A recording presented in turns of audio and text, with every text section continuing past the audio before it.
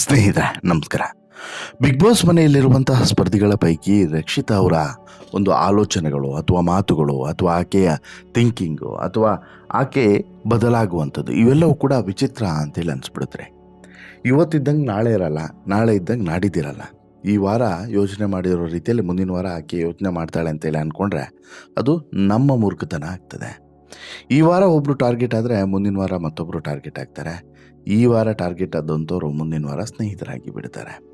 ವಿಚಿತ್ರವಾಗಿ ವರ್ತನೆ ಮಾಡುವಂಥ ರಕ್ಷಿತಾ ಬಗ್ಗೆ ಸಾಕಷ್ಟು ಅಸಮಾಧಾನಗಳು ಕೂಡ ಇದ್ದಾವೆ.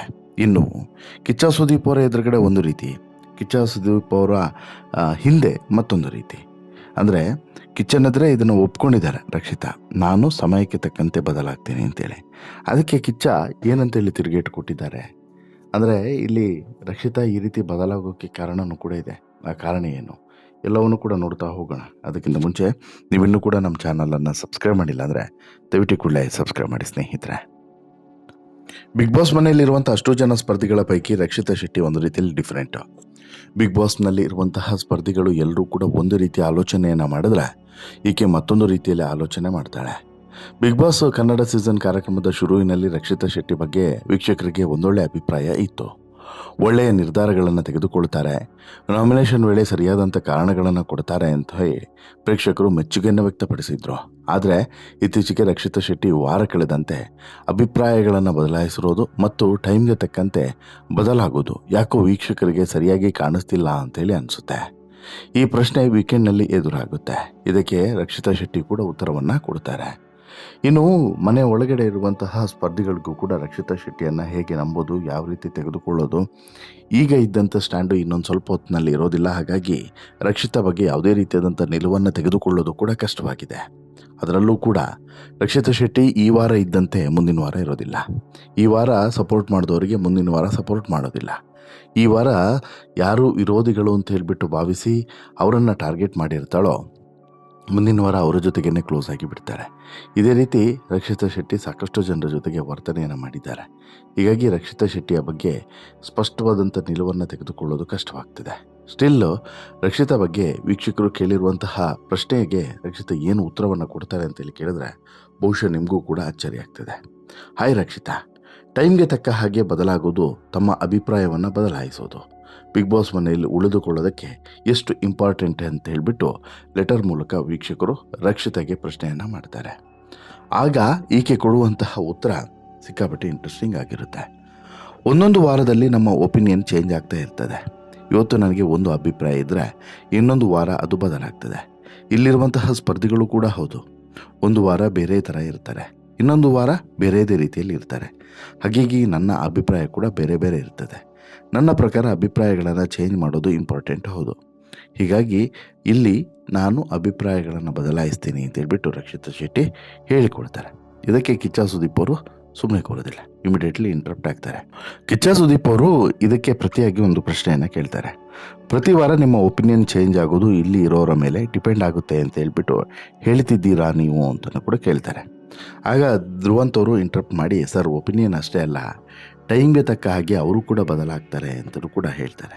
ಆಗ ರಕ್ಷಿತಾ ಶೆಟ್ಟಿ ಹೌದು, ನಾನು ಕಾಲಕ್ಕೆ ತಕ್ಕ ಹಾಗೆ ಬದಲಾಗ್ತೀನಿ ಅಂತಲೂ ಕೂಡ ಹೇಳ್ತಾರೆ. ಇದಕ್ಕೆ ಧ್ರುವಂತು ಅದು ಬಿಗ್ ಬಾಸ್ನಲ್ಲಿ ಉಳಿದುಕೊಳ್ಳಲು ಎಷ್ಟು ಇಂಪಾರ್ಟೆಂಟ್ ಅಂತ ಹೇಳ್ಬಿಟ್ಟು ಕೇಳ್ತಾರೆ. ಆಗ ರಕ್ಷಿತಾ ಶೆಟ್ಟಿ ಹೇಳ್ತಾರೆ ತುಂಬ ಇಂಪಾರ್ಟೆಂಟ್ ಅಂತೇಳಿ. ಆಗ ಕಿಚ್ಚ ಸುದೀಪ್ ಅವರು ಮಧ್ಯ ಬರ್ತಾರೆ. ಆದರೆ ನೀವು ಬೇರೆಯವರು ಬದಲಾಗೋದ್ರ ಬಗ್ಗೆ ತುಂಬ ಕಾಮೆಂಟನ್ನು ಮಾಡ್ತಾ ಇರ್ತೀರ. ಉದಾಹರಣೆಗೆ ಗಿಲ್ಲಿ ಯಾರ್ದಾದ್ರೂ ಕ್ಯಾಪ್ಟನ್ ಆದ ತಕ್ಷಣ ದಿಢೀರ್ ಅಂತ ಹೇಳ್ಬಿಟ್ಟು ಹೀಗಾಗ್ತಾರೆ ಅಂತ ಹೇಳ್ಬಿಟ್ಟು ಹೇಳ್ತಾ ಇರ್ತೀರ. ನೀವು ಹೇಳೋ ಪ್ರಕಾರ ಅದು ಕರೆಕ್ಟ್ ಆಯ್ತಲ್ಲ ಅಂತಲೂ ಕೂಡ ಹೇಳ್ತಾರೆ. ಆಗ ರಕ್ಷಿತಾ ಶೆಟ್ಟಿ ಹೌದು ಕರೆಕ್ಟ್ ಆಯಿತು ಅಂತಲೂ ಕೂಡ ಕೇಳ್ತಾರೆ. ಅಲ್ವೇ, ಸಮಯಕ್ಕೆ ತಕ್ಕಂತೆ ಬದಲಾಗೋದು ಈ ಆಟಕ್ಕೆ ಎಷ್ಟು ಇಂಪಾರ್ಟೆಂಟ್ ಅಂತೇಳಿ ಕೇಳ್ತಾರೆ. ಆಗ ರಕ್ಷಿತಾ ಹೇಳ್ತಾರೆ ತುಂಬ ಇಂಪಾರ್ಟೆಂಟ್ ಸರ್ ಅಂತ ಹೇಳ್ಬಿಟ್ಟು. ಕಿಚ್ಚ ಸುದೀಪ್ ಅವರು ಹೇಳ್ತಾರೆ ಹಾಗಂದಮೇಲೆ ಎಲ್ಲರ ಬದಲಾವಣೆಯನ್ನು ಕೂಡ ನೀವು ಒಪ್ಪಿಕೊಳ್ಳಲೇಬೇಕಲ್ವಾ ಅಂತೇಳಿ. ಆಗ ರಕ್ಷಿತಾ ಶೆಟ್ಟಿ ಹಾಂ ಸರ್ ಒಪ್ಪಿಕೊಳ್ತೇನೆ ನಾನು ಅಂತೇಳಿ ಹೇಳ್ತಾರೆ. ಅಲ್ಲಿಗೆ ಕಿಚ್ಚ ಸುದೀಪ್ ಅವರು ಮುಗಿತಲ್ವ ಟಾಪಿಕ್ ಅಂತಲೂ ಕೂಡ ಹೇಳ್ತಾರೆ. ಅಂದರೆ ನೀವಿಲ್ಲಿ ಅರ್ಥ ಮಾಡ್ಕೊಬೇಕು, ಈ ಕಾನ್ವರ್ಸೇಷನನ್ನು ಯಾಕೆ ನಿಮ್ಮ ಮುಂದೆ ಇಟ್ಟೆ ಅಂಥೇಳಿ. ಇಲ್ಲಿ ತಾನು ಬದಲಾದರೆ ಅದು ತಪ್ಪಲ್ಲ, ಇನ್ನೊಬ್ಬರು ಬದಲಾದರೆ ಅದು ತಪ್ಪಂಥೇಳಿ ರಕ್ಷಿತಾ ಶೆಟ್ಟಿಯ ಮನಸ್ಥಿತಿ. ಈಗ ರಕ್ಷಿತಾ ಶೆಟ್ಟಿ ಯಾವ ರೀತಿ ಪ್ರತಿ ವಾರವೂ ಕೂಡ ಗೇಮ್ ಆಡ್ತಿದ್ದಾರೆ ಅಂತ ಹೇಳಿದ್ರೆ ಬೇರೆಯದೇ ರೀತಿಯಾದಂಥ ಪ್ರಯತ್ನಗಳನ್ನು ಪ್ರತಿ ವಾರವೂ ಕೂಡ ಪ್ರಯತ್ನ ಮಾಡ್ತಾರೆ.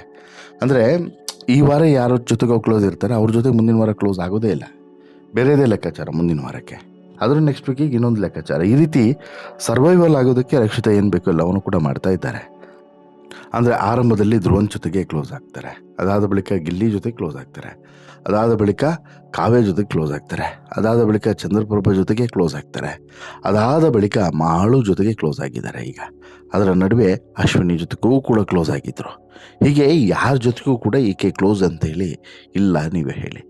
ಅದು ಕೂಡ ಮೀನ್ ಟೈಮು ಯಾವುದಕ್ಕೆ, ತನ್ನ ಲಾಭಕ್ಕೆ. ತನಗೆ ಲಾಭ ಆಗೋದಾದರೆ ಆಕೆ ಅಲ್ಲಿರುತ್ತಾಳೆ, ಇಲ್ಲ ತನಗೆ ಲಾಭ ಆಗಲ್ಲ ಅನ್ನೋದಾದರೆ ಅಲ್ಲಿ ಅಪ್ಪಿತಪ್ಪಿಯೂ ಕೂಡ ಎಡಗಾಲನ್ನು ಕೂಡ ರಕ್ಷಿತಾ ಇಡೋದಿಲ್ಲ. ಹೀಗೇ ತುಂಬ ಬ್ಯಾಲೆನ್ಸಿಂಗ್ ಆಗಿ ಹೋಗ್ತಿರುವಂಥ ರಕ್ಷಿತಾ ಈಗ ಬೇರೆದೇ ಲೆಕ್ಕಾಚಾರವನ್ನು ಹಾಕಿಕೊಂಡಿದ್ದಾರೆ. ಅಂದರೆ ತಮ್ಮ ಆಟದ ಶೈಲಿಯನ್ನು ಬದಲಾಯಿಸಿಕೊಳ್ಳುವಂತಹ ಲೆಕ್ಕಾಚಾರವನ್ನು ಹಾಕಿದ್ದಾರೆ. ಆ ಬದಲಾವಣೆ ಯಾವ ರೀತಿ ಆಗ್ತದೆ ಅನ್ನುವಂಥದ್ದು ಈಗ ಇರುವಂಥ ಕುತೂಹಲ. ಈಗಾಗಲೇ ಆಕೆ ಮಾಡಿರುವಂಥ ತಪ್ಪುಗಳು ಒಂದೊಂದಾಗಿ ಹೊರಗಡೆ ಬರ್ತಿದೆ, ಅದೇನು ಗುಟ್ಟಾಗಿ ಉಳಿದಿರುವಂಥ ಸಂಗತಿಗಳಲ್ಲ. ಹೀಗಿರುವಂಥ ಸಂಬಂಧದಲ್ಲಿ ಇನ್ನೂ ಕೂಡ ಆಕೆ ಬೇರೆ ಬೇರೆ ರೀತಿಯಾದಂತಹ ಕೆಲವೊಂದಷ್ಟು ತಂತ್ರಗಾರಿಕೆಗಳನ್ನು ಮಾಡುವಂಥದ್ದು, ಅದು ಬೆಕ್ಕು ಕಣ್ಣು ಮುಚ್ಕೊಂಡು ಹಾಲು ಕುಡಿದ್ರೆ ಯಾರಿಗೂ ಕೂಡ ಗೊತ್ತಾಗಲ್ಲ ಅಂಥೇಳಿ ಹೇಳ್ತಾರಲ್ಲ, ಹಾಗೆ ಯಾರಿಗೂ ಕೂಡ ಗೊತ್ತಾಗೋದಿಲ್ಲ ತನ್ನ ತಂತ್ರಗಾರಿಕೆ ಅಂತೇಳಿ ಅಂದ್ಕೊಂಡಿರುವಂಥದ್ದು. ಮತ್ತು ಕೆಲವು ಸಂದರ್ಭದಲ್ಲಿ ಆಕೆ ತೆಗೆದುಕೊಳ್ಳುವಂಥ ನಿರ್ಧಾರಗಳು ಅಥವಾ ಆಕೆ ಮಾಡುವಂಥ ಕಾಮೆಂಟ್ಗಳು ತುಂಬ ಕೆಟ್ಟದಾಗಿರ್ತದೆ. ಹಾಗೆಯೇ ಅದು ಬೇರೆ ಬೇರೆ ದಿಕ್ಕಿನಲ್ಲೂ ಕೂಡ ಪರಿಣಾಮವನ್ನು ಬೀರುತ್ತದೆ. ಹಾಗಾಗಿ ತುಂಬ ಅಲರ್ಟ್ ಆಗಿ ಎಚ್ಚರಿಕೆಯಿಂದ ಮತ್ತು ಎಲ್ಲೂ ಕೂಡ ಆ ಕಡೆ ಈ ಕಡೆ ಆಗದಿರುವ ರೀತಿಯಲ್ಲಿ ನೋಡಿಕೊಂಡು ಒಂದೊಂದು ಡಿಸಿಷನ್ಸ್ ಅನ್ನೋದು ಕೂಡ ತೆಗೆದುಕೊಳ್ಳಬೇಕು. ಬಟ್ ಇಲ್ಲಿ ಆ ರೀತಿ ರಕ್ಷಿತಾ ಮಾಡ್ತಿದ್ದಾರೆ? ಖಂಡಿತವಾಗ್ಲೂ ಇಲ್ಲ. ರಕ್ಷಿತಾ ಮಾಡ್ತಿರುವಂತಹ ತಪ್ಪುಗಳು ಮತ್ತು ರಕ್ಷಿತಾ ಎಲ್ಲೋ ಒಂದು ಕಡೆ ಪ್ರತಿ ವಾರವೂ ಕೂಡ ತಾನು ತನ್ನ ಥಿಂಕಿಂಗು ಎಲ್ಲವೂ ಕೂಡ ನೆಟ್ಟಗಿದೆ ಅನ್ನುವಂತಹ ಒಂದು ಭ್ರಮೆಯಲ್ಲಿ ಬದುಕ್ತಿರೋದ್ರಿಂದ ಸಹಜವಾಗಿ ಇವೆಲ್ಲವೂ ಕೂಡ ಮುಳುವಾಗ್ತಿದೆ ಅಂತಲೂ ಕೂಡ ಹೇಳ್ಬೋದು. ನಿಮಗೇನು ಅನಿಸುತ್ತೆ ಸ್ನೇಹಿತರೆ ಈ ಎಲ್ಲ ಬೆಳವಣಿಗೆಗಳ ಬಗ್ಗೆ ನಿಮ್ಮ ಅಭಿಪ್ರಾಯನ ದಯವಿಟ್ಟು ನಿಮ್ಮ ಅಭಿಪ್ರಾಯನ ಕಮೆಂಟ್ ಮಾಡಿ ತಿಳಿಸಿ. ಜೊತೆಗೆ ರಕ್ಷಿತಾ ಈ ರೀತಿ ಒಂದು ತನ್ನ ಐಡಿಯಾಲಜಿಗಳನ್ನು ಮತ್ತು ತನ್ನ ವ್ಯಕ್ತಿತ್ವವನ್ನು ಬದಲಾವಣೆ ಮಾಡ್ಕೊಳ್ತಿರೋದ್ರ ಬಗ್ಗೆ ನಿಮ್ಮ ಅಭಿಪ್ರಾಯನ ದಯವಿಟ್ಟು ನಿಮ್ಮ ಅಭಿಪ್ರಾಯನ ಕಮೆಂಟ್ ಮಾಡಿ ತಿಳಿಸಿ. ಜೊತೆಗೆ ಈ ಸ್ಟೋರಿ ಇಷ್ಟ ಆಯಿತು ಅಂತ ಹೇಳಿದ್ರೆ ಲೈಕ್ ಮಾಡಿ, ಶೇರ್ ಮಾಡಿ, ಚಾನಲ್ಗೆ ಸಬ್ಸ್ಕ್ರೈಬ್ ಆಗೋದನ್ನು ಮರಿಬೇಡಿ. ಧನ್ಯವಾದ.